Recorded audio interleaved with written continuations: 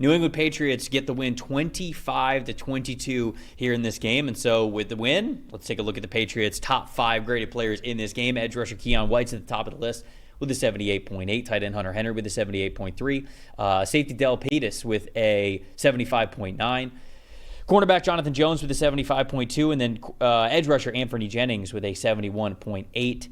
Quarterback Drake Maye in this one ended up leaving the game, wasn't able to come back, but when he was out there, 93.6 overall grade, which is a pretty dang good performance for the rookie. And then on the other side of things for the New York Jets, their defense tackle Quinton Williams at the top of the list with an 81.3, cornerback Michael Carter with an 81.0, wide receiver Garrett Wilson with a 78.6, offensive tackle Tyron Smith a 76.6, and then offensive guard Jake Hansen with a 76.0. Aaron Rodgers in this game, a 75.8 overall PFF grade. What was the stat that told the story here for you, Dalton? Okay, so I'm cheating here a little bit because this is just kind of the stat that's been floating around all morning, and I think it just exemplifies how preposterous this Jets loss is. The Jets are the first team ever to lose a game when they scored at least 20 points, had no turnovers, and held their opponent to under 250 yards.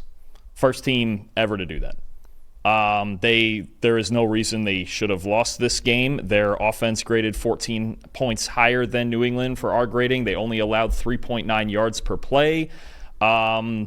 They are just they've hit that point that the bad teams hit where they're finding ways to lose games. And whether it's offense one week with some turnovers, or it's defense with one of the lowest graded D lines in the league, or now it's special teams that we'll get into momentarily, they're finding ways to lose. And they have a talented team, but it's not as talented right now as people think, especially on defense. And they just don't do the things that good teams do to win ball games. It's that simple that you can have Rodgers and Adams and Wilson, but a football team is 53 guys or even more than that you use throughout the season, and you have to be organized, you have to be functional, you have to know how to win games. And for me, it's funny because Aaron Rodgers for most of the year, if not the entire season outside the Minnesota game, has been their best offensive player. I think the talk is all about blaming Rodgers, and I get it, he's not what he used to be, but he's been somewhere between, I don't have the update in front of me, but somewhere between the 9th and 12th best quarterback in the league. This is just not a good football team. They don't know how to win. That's all it comes down to. And honestly, you've seen they've lost, what is it, four one-score games now? Mm-hmm. That's where we're at. I mean, one-score games are everything in the NFL. 2/3 roughly of games are played within one score, and they're 1-4 in one-score games. So it's that simple. Could they be 5-2? Absolutely. Are they? They are not, and at 2-6, they're just about shot. Yeah, I mean, you look at a lot of statistics in this one. It's not like they were terrible. I mean, is it Rodgers' greatest game? No, but he was fine in this one. Breece Hall averaging 5 yards a carry in this game. Garrett Wilson had over 100 yards receiving. Devontae Adams was next, caught 4 of 6 targets for 54 yards. Like it was not terrible for this team. I think the stat that really matters is the Jets' odds right now, because not that everything that Vegas puts out there is law and is actually absolutely what's going to happen. But the Jets right now, to sort of, again, give evidence to the fact that we think this is a good team, and they are just not. They're 2-6 against the spread this season. They're 0-5 against the spread in their last 5 games. In this game, they were favored by a touchdown, and they lose outright by 3. I mean, that's a massive swing compared to what is expected of you versus what actually happens. And it's, again, like, I'm not trying to say that Vegas's word is law, but Vegas ain't in the business of losing money. They're going to put out what they think is the best spread. That they're going to put out what they think is the fair odds to really put people in a bind to go one way or the other. And, I mean, they weren't even close on this one, with the Patriots absolutely winning this one outright. To me, this is a team that just continuously underperforms. Continuously. And with this loss here against the Patriots, not only can they not compete with the top tier teams like we have seen before this season, they will lose to the worst teams. The Patriots are one of the worst teams in the NFL. It's why I hated when they kept talking about, well, they have the easiest schedule remaining. I go, that doesn't matter if you're just not good. But and that's the thing, though, is that's how it gets even more damning. And you listen to some other people talk about this team, and it's very true. I think it was Matt Ryan who was talking about this maybe yesterday. He was on the CBS desk talking about this. He's like, there is nothing else you could do. You've done literally everything.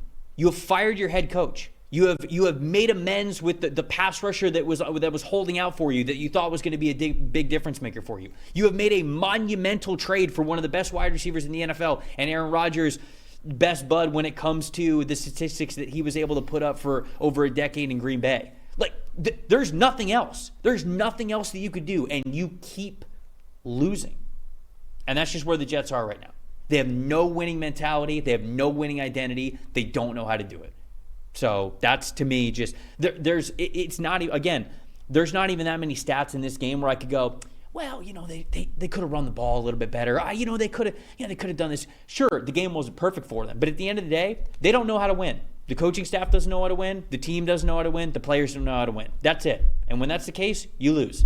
And they lost to a team that they are way more talented than, in my opinion. Yep.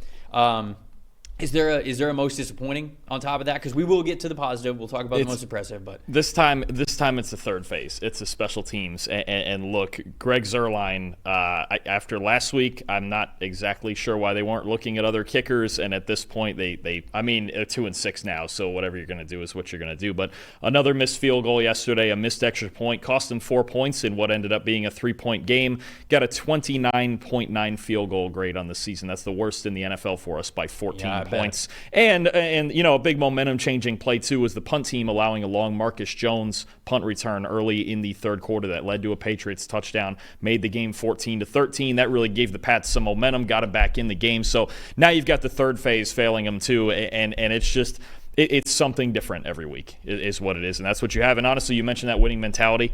They haven't known how to win for 15 years. And it appears to be just continuing for another season. Greg Zuerlein cannot be on this team for the next game. No. I mean, they play on Thursday night, right? I think they play the Houston Texans this Thursday. Yeah. I don't care if it's a short week. He cannot be the kicker of this team. You have this game. You have the Denver game. He missed the game-winning kick. Right. I believe he missed 2 kicks, or one was blocked, and he missed one against Buffalo. You're getting to the point where you've got to make decisions on whether to go for it or not, based on the fact that your kicker is an NFL caliber. Yep. And anytime that's the case, you talk about, all right, well, when do we move on from a kicker?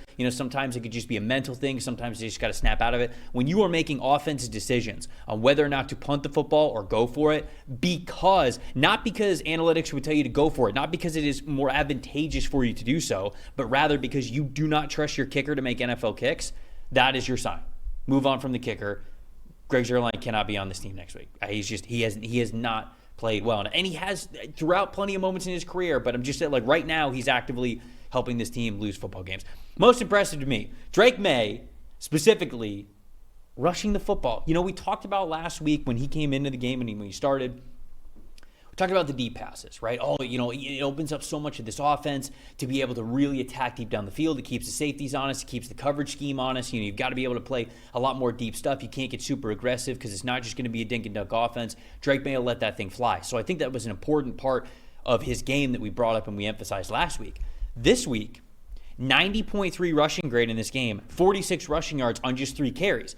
There was not only that escapability from him, but also that just straight up mobility where he was able to get into the end zone, rush for a touchdown, but also a couple of areas where, okay, not only am I evading pressure here and getting out of the tackles, I'm going to pick up a first down. I'm going to put us in a favorable second down and third down situation. So to me, it's just overall what Drake Maye is bringing to the table is raising the ceiling of what this Patriots offense can be. So I wanted to shout that out as well. Most impressive for you. I actually give it to both quarterbacks because Maye was playing well before he got injured, and Jacoby Brissett came in and did the job, right? 2 big-time throws, 69.2 passing grade, which is everything. That all sounds about like what he usually does, but leading that game-winning drive, he did his part in winning this game for the Patriots. He manages games. He didn't blow it. The protection held up well enough for him to make enough plays, and the Patriots slid by. I give a lot of credit to both quarterbacks for the Patriots in this game. They both played well.